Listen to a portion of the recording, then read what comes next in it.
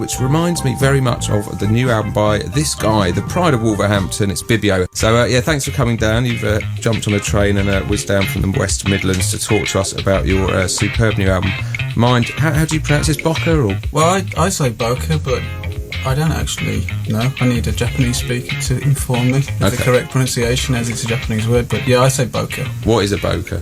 Bokeh is, in the context that I'm using it, it's a term used in photography which refers to the out of focus or the blurred part of a photograph. Okay, so Mind Bokeh by Bibio. So let's play a track first. You've chosen Cares for Kelson. Yeah. And we'll have another chat after that.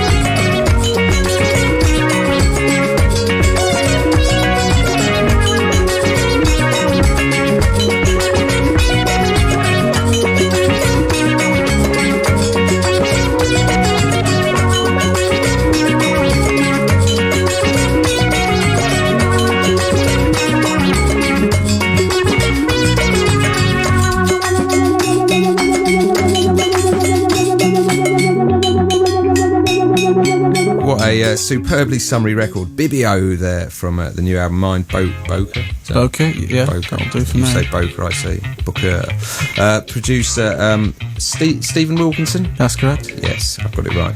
So yeah, thanks for dropping by with this. Such a superbly kind of summery album. I was just saying off air to you. When did you finish this? Because I thought this is not a kind of product of a dark and gloomy winter. Well, I think it took, it was kind of like a continuous process from the previous album, which was like August 2009. And some of the tracks are slightly older than that, in fact. So, it kind of spans all the seasons. It's got its little moments of kind of darkness. It's more of a colourful album, I think. Yeah, I mean, it doesn't sound much like anything else at the moment. Maybe a bit of Wagon Christ, a bit of Torre Moi, you know, it's sort of those sort of vibes, but it's quite 70s sounding as well. Is that part of what? Yeah, I'm really a big fan of that kind of era for audio, you know, for sound quality, for production. So what sort of producers or artists, I mean? Could be even music that I consider to be bad sounds nicely recorded back then. You know, it's like when you find all this kind of like old 60s sort of kitsch, easy listening stuff, like Muzak sort of stuff. It's terrible music, but it just sounds beautiful as well. Yeah. So it's not necessarily any specific artist, but actually that last track, the case for Kelson that you just played, that's got quite a strong Brazilian influence, which you may hear, particularly because there's a Brazilian instrument in the middle of it as well. It's got this kind of like Sesame Street sort of quality to it. You know, that was my... I was just about to say, I don't want to offend you, but there is a bit of Sesame Street. Oh yeah, it's totally intentional, you know. I mean, that's why I ended up calling it Case for Kelson, because, you know, you got Sesame Street's always done this kind of like A's for Apple, B's for, you know, like Paul or whatever. And I kind of, the lyrics are actually a reference to, it's actually a quote from American poet Walt Whitman. I quite like this idea of K's for Kelson, which is an obscure word, you know, just to kind of be a bit arty. Yeah, you've done it well.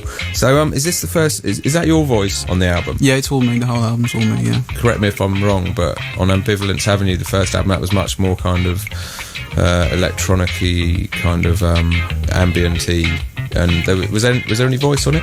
Yeah, there's quite a few vocal tracks. I mean, the majority of the previous albums vocal as well.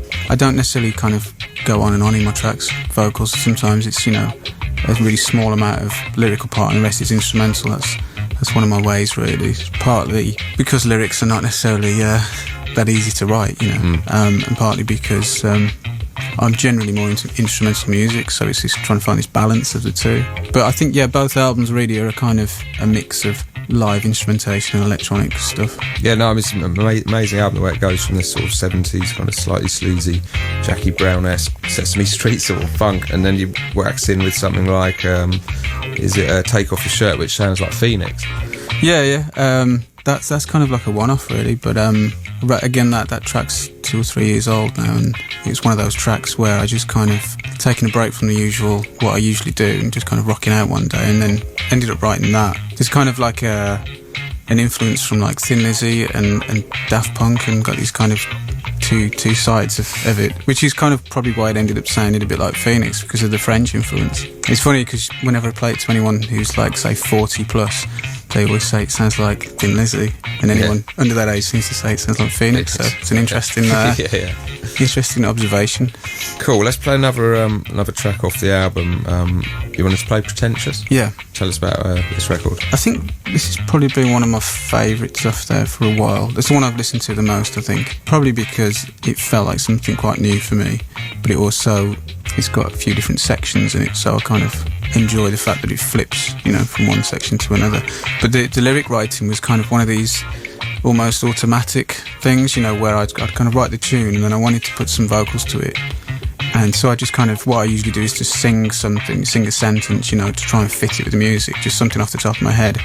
And for this album, I actually ended up using some of those off the top of the head kind of sentences, and I'd write them down, and then the next sentence would be based on the previous sentence and so on. So you kind of... But that's kind of how I write music itself, like melody and things. You know, you kind of throw down one improvisation and then that lays down a foundation to apply something else to it, so it kind of eventually grows into something else. And the lyrics are deliberately supposed to be kind of a bit confusing. You know, there are lots of grammatical kind of awkwardness in there. I'm going to give them a good listen and test you on them straight after this. This is Pretentious from Bibio's album Mind Bokeh.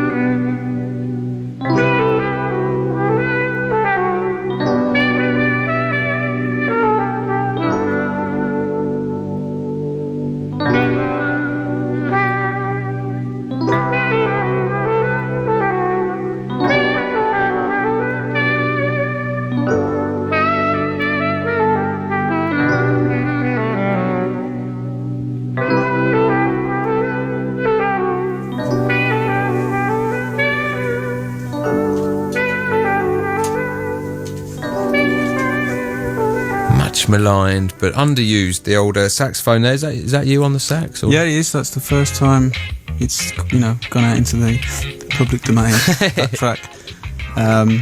Yeah, I bought it just under a year ago, I think. Right. So I kind of I took to it quickly, and I thought I'm not particularly good at it, but enough to get a few tunes out of it. I was going to say, are you like a sort of Prince multi-instrumentalist? I wish I was as good as Prince. Yeah, but you can pick most things up. But I am. Yeah, I think when you kind of learn one instrument, it's obviously the physicality of each instrument is unique, but like the actual musical language is kind of in your head, so you kind of, when I surprised myself. I bought a clarinet first and I surprised myself with it. I thought it was going to take me a long time to learn stuff, but then when I kind of took to it fairly quickly, I thought I'll get a sax, because a sax is a lot more expensive, but the clarinet kind of reassured me. So but yeah, I really enjoy playing it as well. It's a really satisfying instrument. You can really it feels like exercise, I mean, obviously Bibio is a one man band, so to speak, but do you ever sort of collaborate with anyone, like do you ever get other musicians in to play on stuff?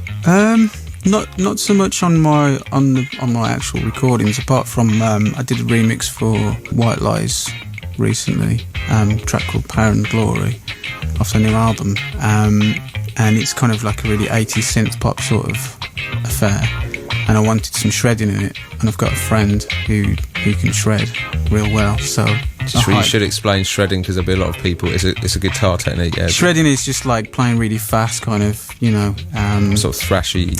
No, more like kind of really fiddly, sort of meticulous soloing, kind of like Van Halen style. Right. And I've got a friend he's an excellent jazz musician, but he can shred as well. He can play like full on kind of 80s hair rock sort of nice. solos. So I asked him if he was up for doing that, and he did something like 240 takes, and then I kind of edited the best bits. Yeah, but I can't shred like that. No, I can't either. I'm non-shredding. So, and live, I've seen you've got some live dates announced. So, how does it work live? Is it just you on your own, running around the stage, picking up saxophones? No, I'm not really using live instruments. I haven't got to that stage yet, really. I'm doing a kind of live electronic set, kind of real-time remixing of album tracks and things, and some unreleased material as well. So it's kind of, a step up from DJing, but not live in the traditional sense. Cool. Okay, well, to the folks at home, go and buy this album. It's an important one of my favourite of the year so far, Bibio, Mind Bokeh. It's on the Warp label. It's out on the 4th of April. You've brought in one of your favourite tune. Is this a favourite tune or an influence? Or? Yeah, this is a kind of favourite at the moment. It's been the soundtrack for the last year or so, and I haven't got bored of it yet. And who's the artist? It's John Coltrane. Cool. Okay, big up Bibio. Thanks for coming down, and good luck with the album. Cheers. Thanks.